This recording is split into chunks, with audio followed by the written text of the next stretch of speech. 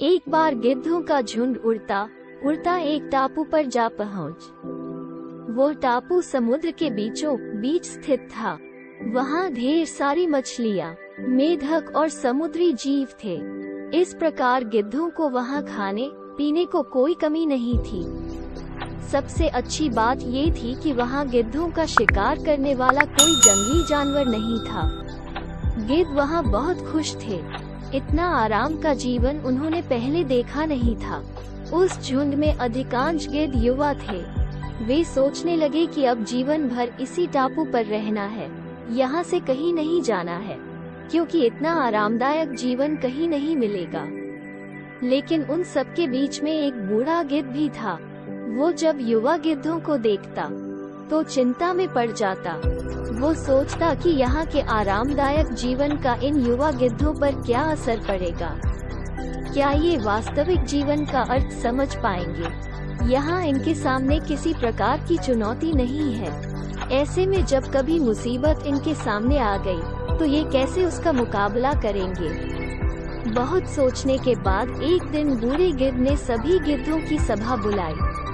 अपनी चिंता जताते हुए वो सबसे बोला, इस टापू में रहते हुए हमें बहुत दिन हो गए हैं। मेरे विचार से अब हमें वापस उसी जंगल में चलना चाहिए जहाँ से हम आए हैं। यहाँ हम बिना चुनौती का जीवन जी रहे हैं। ऐसे में हम कभी भी मुसीबत के लिए तैयार नहीं हो पाएंगे।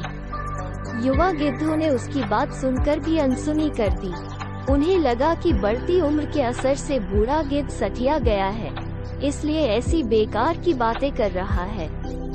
उन्होंने टापू की आराम की जिंदगी छोड़कर जाने से मना कर दिया। बूढ़े गिद्ध ने उन्हें समझाने की कोशिश की, तुम सब ध्यान नहीं दे रहे कि आराम के आदी हो जाने के कारण तुम लोग उड़ना तक भूल चुके हो। ऐसे में मुसीबत आई तो क्या करोगे? मेरे बात मानो, मेरे साथ चलो। लेकिन किसी ने बूढ़े गिद्ध की बात नहीं मानी। बूढ़ा गिद्ध अकेला ही वहाँ से चला गया। कुछ महीने बीते। एक दिन बूढ़े गिद्ध ने टापू पर गए गिद्धों की खोज खबर लेने की सोची और उड़ता उड़ता उस टापू पर पहुँचा। टापू पर जाकर उसने देखा कि वहाँ का नजारा बदला हुआ था। जहाँ देखो वहाँ गिद्धों की लाशें पड़ी थी। कई गिद्ध लहूलुहान और घायल पड़े हुए थे। हैरान बूढ़े गिद्ध ने एक घायल गिद्ध से पूछा, ये क्या हो गया? तुम लोगों की ये हालात कैसे हुई हैं?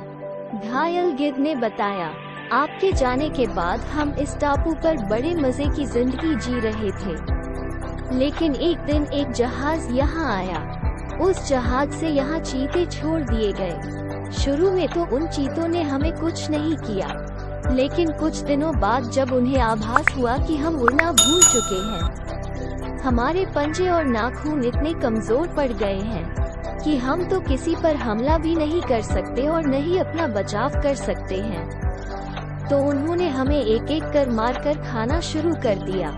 उनके ही कारण हमारा ये हाल है। शायद आपकी बात न मानने का ये फल हमें मिला है।